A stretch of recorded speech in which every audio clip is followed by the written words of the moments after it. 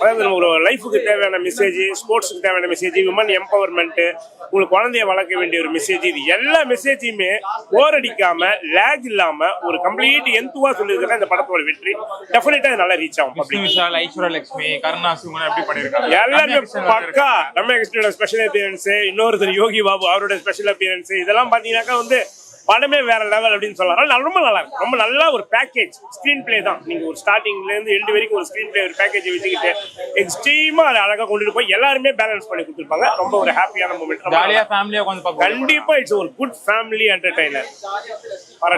அந்த husband and wife அந்த cat and mouse game எப்படி இருக்கு? Cat and mouse game first ஹாஃபை விட செகண்ட் ஹாஃப்ல இன்னும் சூப்பரா காமிச்சிருக்காங்க. கருணாகரன் சாரோட ரோல் ரொம்ப நல்லா இருக்குது ஃபர்ஸ்ட் ஹாஃபை விட. இதுல எல்லாமே நல்லா இருக்கு ஃபர்ஸ்ட் ஹாஃபை விட. படம் வந்து நீங்க இந்த வாரம் வந்தீங்கன்னா ஃபேமிலியோட என்ஜாய் பண்ணிட்டு போகலாம். எந்த பிரச்சனையும் நல்லா இருக்கு. பார்ட் 2 கம்பேர் பண்ணும்போது பார்ட் 2 எந்த அளவுக்கு அப்கிரேடா இருக்கு நினைக்கிறேன்? நல்லா தான் இருக்கு, சூப்பரா இருக்கு. எங்கேயுமே பார்ட் 1 விட பார்ட் 2 மொக்கன்னு சொல்றதே இல்ல. சொல்ல போனா பார்ட் 2 இன்னும் நல்லா இருக்குது.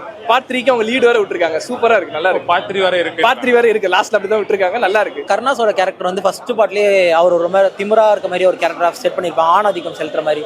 ஸோ அவரோட கேரக்டர் வந்து டவுனா பெண்ணாதிக்கம் செலுத்து. அவங்க ஃபேமிலிக்குள்ளே ஒரு பெண்ணாதிக்கம் வந்து அப்படி இருக்கும். அப்போ கருணாஸோட காமெடிலாம் எப்படி ஒர்க் அவுட் ஆயிருக்கும். ஆல்ரெடி அவர் பிரிச்சிருவார் எல்லா கேரக்டர். இந்த பாட்டில் அவருக்கு நிறைய ஸ்கோப் கொடுத்துருக்காங்க ஆக்டிங் வைஸ். அவராக இருக்கட்டும், காளி வெங்கட் சார் இருக்கட்டும், எல்லாருமே நல்லா பண்ணியிருந்தாங்க.